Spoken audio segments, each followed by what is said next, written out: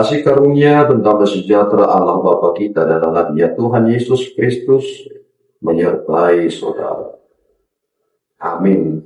Shalom saudara yang terkasih, senang bisa menyapa saudara di tempat saudara berada hari ini dalam dimensi yang berbeda, tetapi dalam dunia yang sama.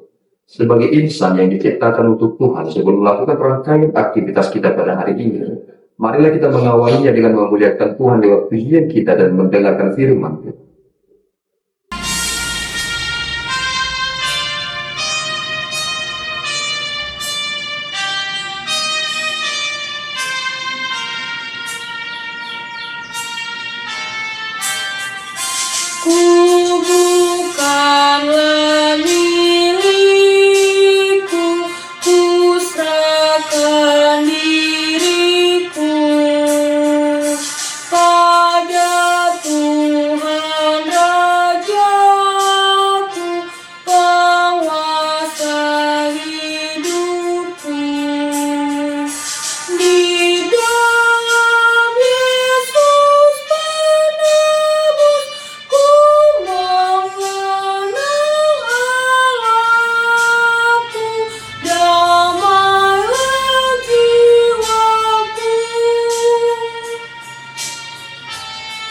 Firman Tuhan pada pagi hari ini diambil dari 1 Korintus 6 ayat 19 sampai 20. Begini bunyinya.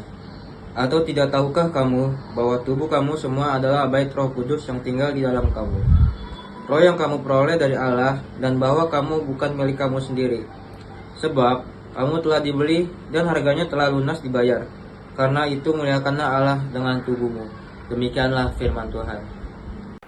Saudara yang terkasih, firman Tuhan untuk kita pada hari ini tertulis dalam kitab 1 Korintus pasal yang ke-6, ayatnya yang ke-19 sampai ayatnya yang ke-20. Demikian pembacaan firman Tuhan. Atau tidak tahukah kamu bahwa tubuhmu adalah bait Roh Kudus yang diam di dalam kamu? Roh Kudus yang kamu peroleh dari Allah, dan bahwa kamu bukan milik kamu sendiri? Sebab kamu telah dibeli dan harganya telah lunas dibayar. Karena itu muliakanlah Allah dengan tubuhmu. Demikian pembacaan firman Tuhan. Saudara yang terkasih, kita melihat bahwa nasihat yang disampaikan oleh Paulus kepada jemaat yang berada di Korintus ini merupakan salah satu nasihat yang sangat keras dan nasihat yang sangat tegas. Bahwa ketika kita mengaku sebagai orang yang beriman kepada Yesus Kristus, maka secara de facto dan de jure ada ketentuan yang memang harus melekat di dalam diri kita.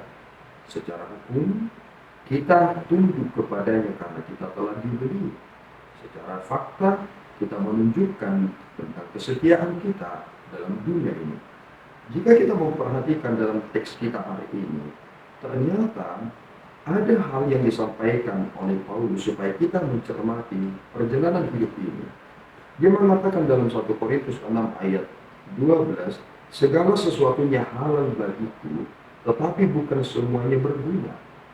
Segala sesuatu halal bagiku, tetapi aku tidak membiarkan diriku diperhamba oleh suatu apapun.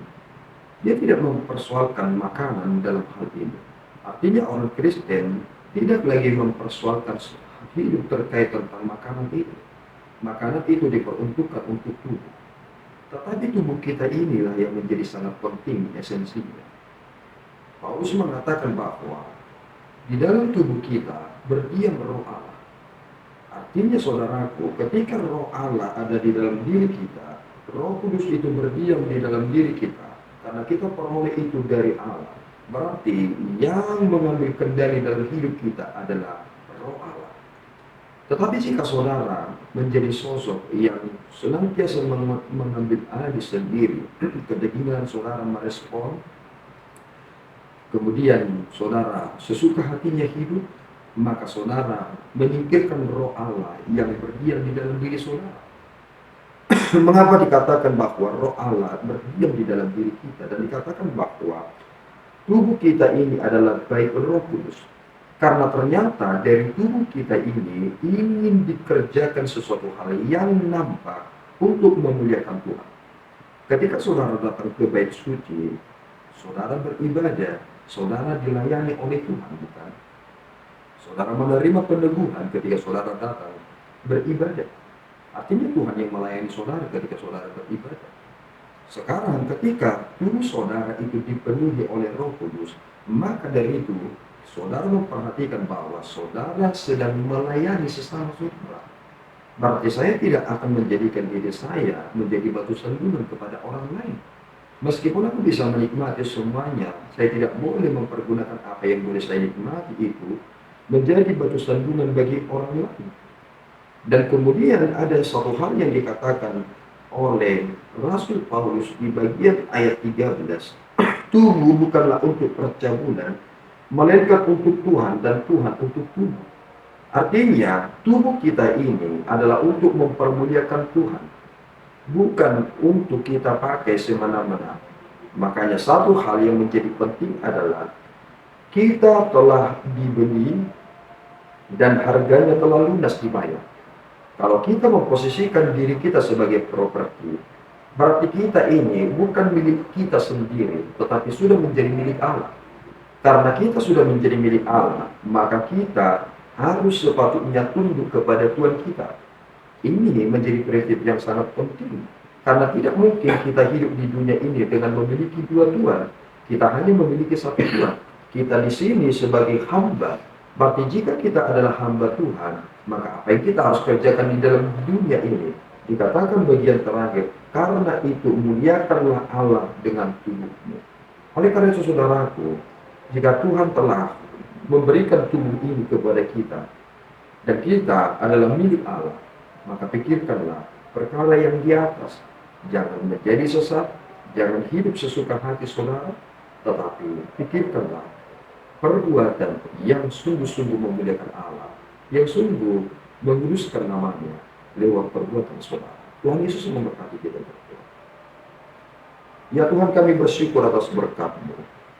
Engkau menegur kami, supaya kami tidak semena-mena dengan tubuh kami, supaya kami benar-benar memuliakan Tuhan, karena Roh Kudus-Mu berdiam di dalam diri kami, supaya kami mampu melayani sesama kami, karena Tuhan telah terlebih dahulu melayani kami. Kami adalah milik-Mu Bapa. Tolong kami dan tegurlah kami, supaya kami boleh hidup seturut dengan kehendak-Mu, dan kami melakukan semua ketetapan dan perintah-Mu. Di dalam Yesus kami telah berdoa dan mengucap syukur.